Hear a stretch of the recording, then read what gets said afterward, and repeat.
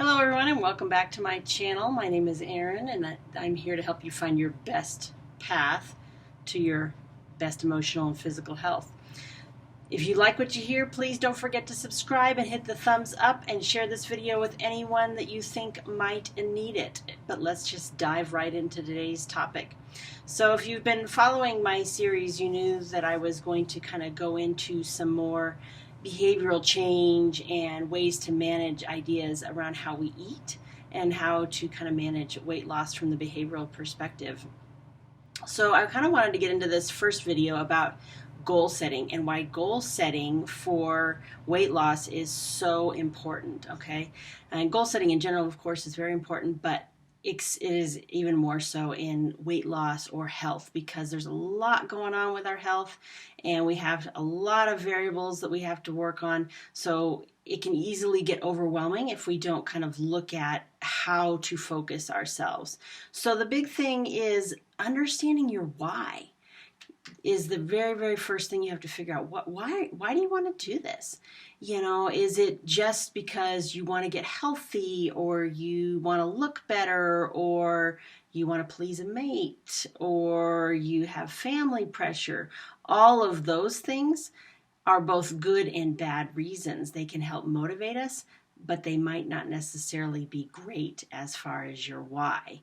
And if you have some brutal honesty with yourself and you discuss with yourself how those things are interplaying, you might decide, maybe I need to figure out a different why. Because if I'm not really truly in this for myself, then I may continue to have challenges meeting those goals, leading to a lot of negative thoughts about those goals. So you have to kind of sit down and examine these areas of your life that may be affected by your weight if your goal is weight loss. So you might sit down and start to make a list. How does my weight affect my self-esteem, my family relationships, my social life, my work, my hobbies? All of those things is including finances, romantic relationships. You need to identify how your weight and or body image affects all those areas and what it might look like or how they would be different if you lost weight or changed your body in some way. Some of this can also apply to other types of things, just not weight loss, but trying to alter our bodies or our looks in a number of ways. So, like I said, goals are super, super important for getting anything that you want done because it provides clarity and focus for what we want to do. Because, like I said, everything is very overwhelming, especially when it comes to our health. There's a lot of variables and a lot of pieces. And if we don't narrow down our goals, we can easily be like, this is too much, I can't do it. So, narrow down and provide that clarity. It also helps provide direction of what we're working on and motivation as well.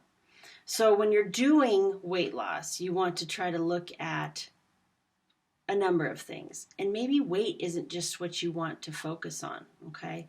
So initially, when we're starting to lose weight, depending on whatever diet method you use, you're going to lose not only pounds, but also inches as well.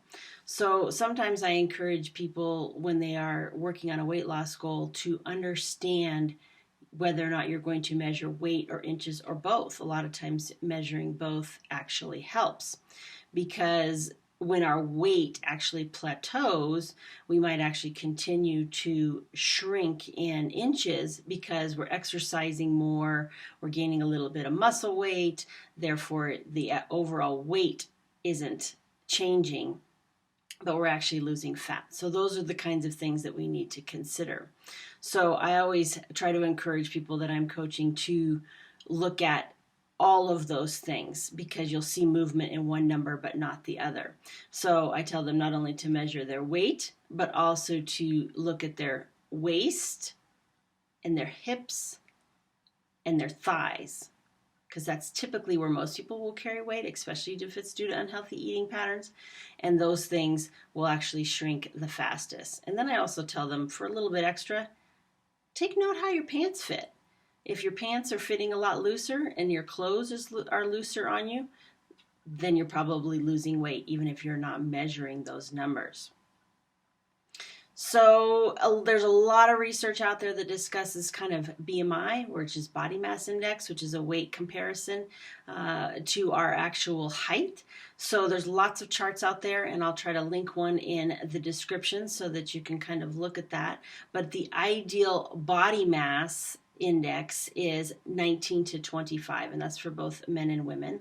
And there's a complex formula that you can do to figure out what it is, and it's, if you're doing our system here in the United States, it's pounds times 703 divided by your height in inches squared, and I'll put that down below if you're interested in that as well. Most of the time, you can just find a calculator online somewhere, put in your height and your weight, and it'll tell you what your body mass index is. Or you can go to your primary care, and they'll tell you what it is, because I can guarantee it's in your chart.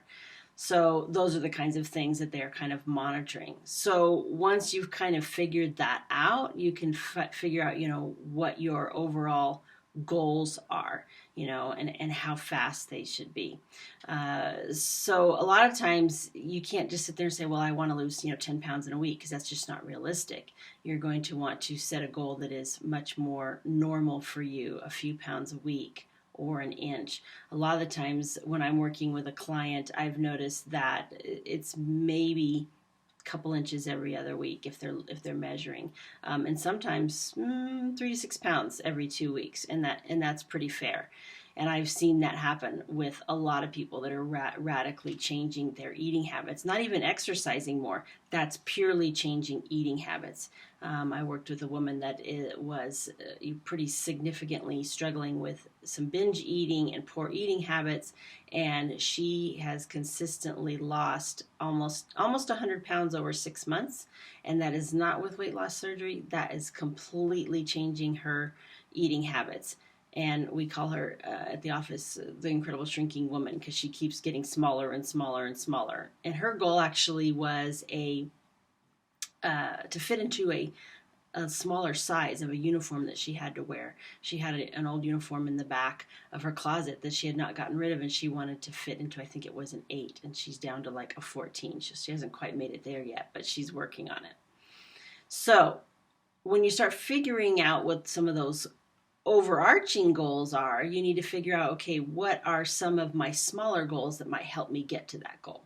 And then you can change them or set new ones every couple of weeks. Like if you are changing your lifestyle in order to lose weight, you're going to look at things like, I want to cut soda. Okay?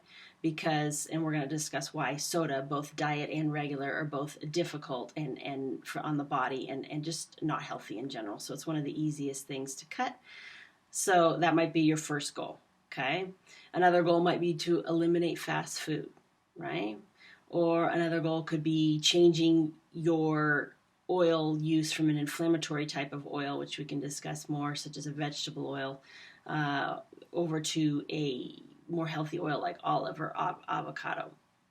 So simple little goals like that to really change your eating habit and get used to different things are usually a little bit easier for people to do, rather than I'm just going to eliminate all this stuff. Because again, that leads people to be extremely overwhelmed, and then they can't make all these changes at once. So that's why I'm always recommending small steps and small lifestyle changes, because most people just can't do this radical, I'm going to totally change this whole thing up, because that's when they start thinking it's a diet, not a lifestyle change, because we're looking to change habits and make permanent habits for you.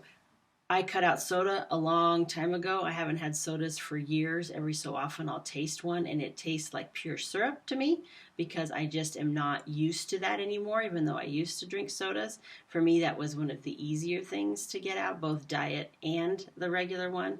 Now I have to work on sugars in other areas, because those can be somewhat difficult for a lot of people. And I can explain to you in another video about why that is.